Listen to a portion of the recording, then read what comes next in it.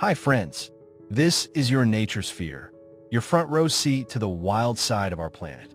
I'm Bareth, and I know if you're here, you probably love nature and the amazing creatures that live in it, just like me.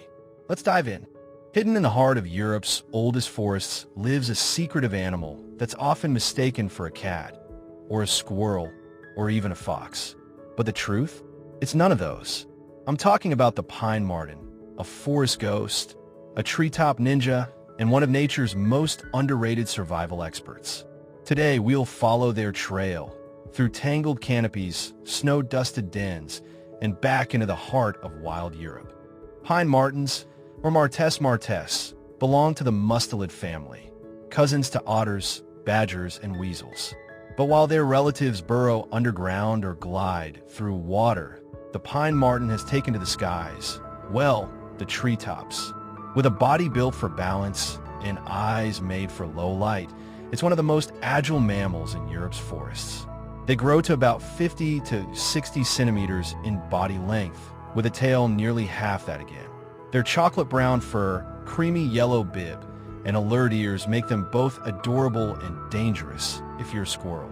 Let's talk superpowers. Agility? Off the charts. A Pine Marten can leap 3 meters between branches. That's like a human jumping the width of a car, mid-air, while balancing on a tree limb. Their rotating ankles and semi-retractable claws give them squirrel-like climbing skills. They can even descend headfirst down a tree, a rare trick in the animal kingdom. But they're not just about speed and acrobatics. Pine Martens are also stealth hunters, capable of gliding silently through the forest canopy at night in search of small mammals, birds, eggs, and insects. Despite their sharp claws and fierce reputation in the small mammal world, Pine Martens are surprisingly playful.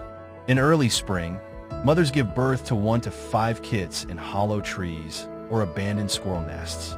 The young are helpless at birth, but quickly become miniature explorers, climbing, wrestling, and learning to hunt before autumn arrives.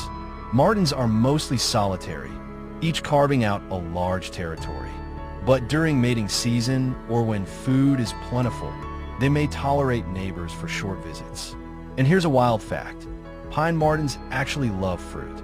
In late summer, they feast on berries, apples, and even mushrooms, making them vital seed spreaders for healthy forests. There's another role the Pine Marten plays, one you don't often hear about. They're ecological enforcers.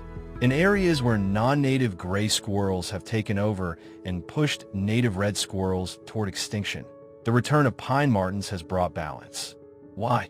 Gray squirrels spend more time on the ground and aren't as nimble in the trees, making them easy targets. Meanwhile, red squirrels evolved alongside martens and are far better at dodging them. So, Pine Martens help red squirrels thrive again, simply by being themselves. Now that's a win for biodiversity. Just a century ago, Pine Martens were in deep trouble. They were hunted for their fur, their forests were cut down, and they nearly vanished across the UK and parts of Europe. By the 1920s, they were clinging on in just a few remote pockets of Scotland and Ireland. But today, the story is changing. Thanks to dedicated rewilding efforts, Pine Martens have been reintroduced to Wales, England, and parts of mainland Europe. In 2024 alone, multiple reintroduction programs released GPS tag martens into protected areas like Dartmoor and the Lake District. Early signs are promising. The martens are settling in, exploring new forests, and even raising young in the wild once more. And every time one reclaims its place in the trees, it's a small step toward restoring the wild. They may not roar or rule the savanna, but Pine Martens remind us that true strength often comes in quiet, agile forms. They are survivors, climbers, protectors of balance in the ecosystem. And now, they're making a comeback. If this story inspired you, give it a thumbs up, subscribe to NatureSphere, and tell us which animal we should explore next. Until then, stay wild, stay curious.